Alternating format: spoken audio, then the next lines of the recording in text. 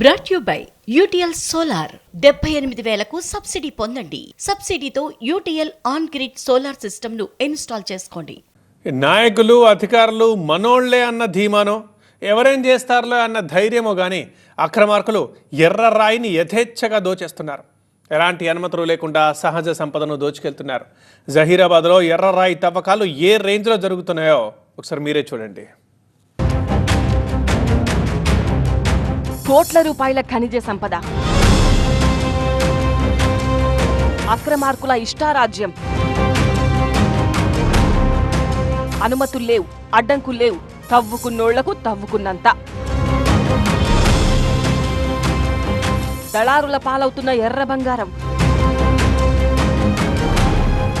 జహీరాబాద్ నియోజకవర్గ వ్యాప్తంగా ఎర్రరౌతు అక్రమ రవాణా 3 పువ్వులు 6 కాయలుగా కొనసాగుతుంది. ఇంత జరుగుతున్నా ఇటువైపు ఏ ఒక్క అధికారి కూడా కన్నెత్తి చూడకపోవడంతో అక్రమార్కుల ఆగడాలు రోజు రోజుకు మితిమీరిపోతున్నాయి.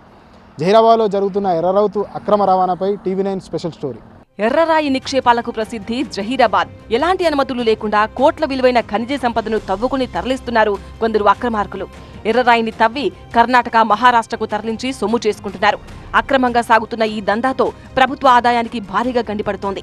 న్యాల్కల్ మండలంలోని పలు గ్రామాల్లో జాతీయ ఉత్పాదక మండలి ప్రాజెక్టు కోసం సేకరించిన భూముల్లో సైతం ఈ ఎర్రరాయి అక్రమ రవాణా జోరుగా సాగుతోంది. గణేష్పూర్, న్యామతాబాద్, మల్కన్పాడ్, రేజింతల్, హద్నూర్ గ్రామ శివార్లలో ఇష్టారాజ్యంగా తవ్వకాలు జరుగుతున్న నిమ్స్ అధికారులు కానీ, మైనింగ్, రెవెన్యూ శాఖల అధికారులు కానీ చర్యలు తీసుకోవడం లేదనే విమర్శలు వస్తున్నాయి.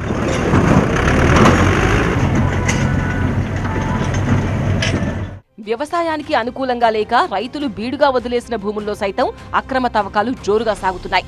భూముల రైతులకు నామమాత్రంగా డబ్బులు చెల్లించి జేసీబీలు, ప్రత్యేక మిషన్లతో ఎర్రరాయిని తవ్వుతున్నారు. లారీలు, ట్రాక్టర్లలో ఇతర ప్రాంతాలకు తరలించి సొమ్ము చేసుకుంటున్నారు. నిర్మాణ రంగంలో ఎర్రరాయికి మంచి గిరాకీ ఉండడంతో అక్రమార్కులు జేబులు నింపుకుంటున్నారు.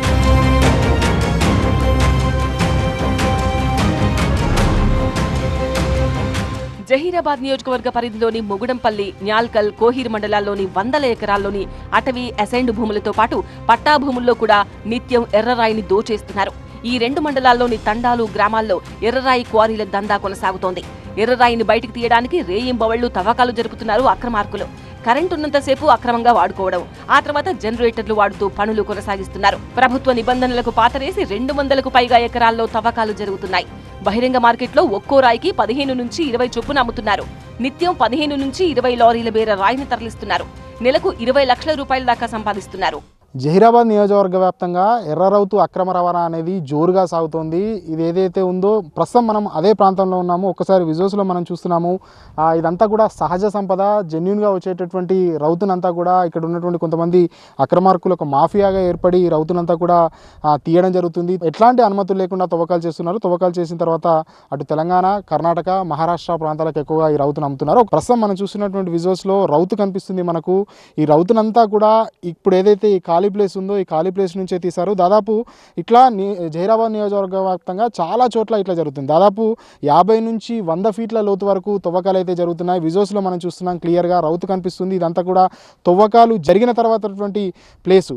ఇక్కడ ఒక మిషన్ గమనిస్తున్నాం. ఈ మిషన్ ద్వారానే వీరంతా కూడా ఎర్రరౌతును కట్ చేస్తున్న ఆనవాళ్ళు అయితే మనకు కనిపిస్తున్నాయి. మనం ఎప్పుడైతే ఇక్కడికి ఎంట్రీ అయ్యామో, ఎంట్రీ కాగానే ఇక్కడ ఉన్నటువంటి వర్కర్లు కావచ్చు, ఓనర్లు కావచ్చు, వారంతా కూడా పారిపోయిన పరిస్థితి అయితే కనిపిస్తుంది. ప్రస్తుతం మనకు ఒక మిషన్ కనిపిస్తుంది. ఈ మిషన్ ద్వారానే వీరంతా కూడా ఈ ఎర్రరౌతును అనేది కట్ చేస్తున్న పరిస్థితి అయితే కనిపిస్తుంది. ఇదైతే ఉందో ఈ బ్లేడ్ ద్వారా నేరుగా ఈ విధంగా లైన్ పెట్టుకుంటూ కట్ చేయడం జరుగుతుంది. కట్ చేసిన తర్వాత ఈ రౌతు 2 సపరేట్ అవుతుంది.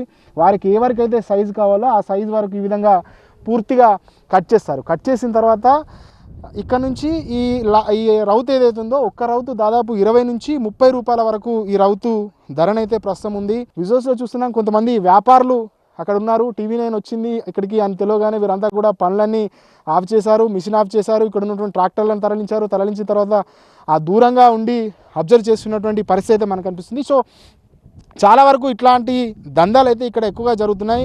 ఒక్కో రౌతు 20 నుంచి 30 రూపాయల వరకు సేల్ చేస్తున్న పరిస్థితి అయితే కనిపిస్తుంది. మరోవైపు పట్టా భూములు ఎక్కడైతే వాటర్ సదుపాయం ఎక్కువగా ఉండదో అట్లాంటి పట్టా భూముల్లో కూడా ఇట్లాంటి వ్యాపారం చేస్తున్నారో అక్కడ ఉన్నటువంటి రైతులకు కొంత ఏదో కొంత అమౌంట్ని అయితే ఇచ్చి ఈ విధంగా లక్షల రూపాయల వ్యాపారం అయితే ఇక్కడ జరుగుతుంది. ఇకనైనా అధికారులు స్పందించాలి, ఇట్లాంటి అక్రమ వ్యాపారాన్ని ఆపాలంటూ కూడా నియోజకవర్గ వ్యాప్తంగా చాలామంది డిమాండ్ చేస్తున్న పరిస్థితి. కెమెరా పర్సన్ మురార్తో శివతేజ, టీవీ9 జహీరాబాద్ నుండి.